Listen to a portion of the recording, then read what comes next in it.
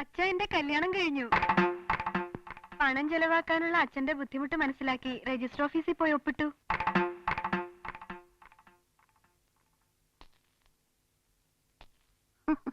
സ്കൂളിൽ ജോലി കിട്ടിയില്ലെങ്കിലും അതേ സ്കൂളിൽ മറ്റുള്ളവർക്ക് ജോലി കൊടുക്കാനുള്ള അധികാരം ഇപ്പൊ എന്റെ കയ്യിലായി.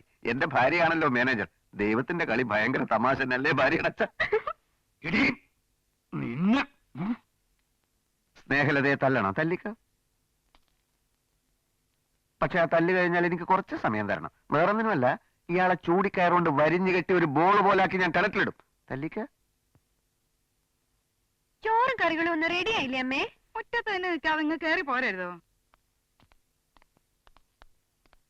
ഒരാളിനെ ചേർക്കാൻ അച്ഛന്റെ കോഴത്തുക 4 ലക്ഷമായിരുന്നല്ലോ. ഞങ്ങൾ ആ റേറ്റ് ഇപ്പൊ ഒന്ന് കൂട്ടി 5 ലക്ഷമാക്കി. ഉടനെ തന്നെ പുതിയ ആളിനെ അപ്പോയിന്റ് ചെയ്യും. ആര്, താനോ? ഞാനല്ല, മാനേജർ. അത് നമുക്ക് കാണാ. ശങ്കുണ്ണനോട്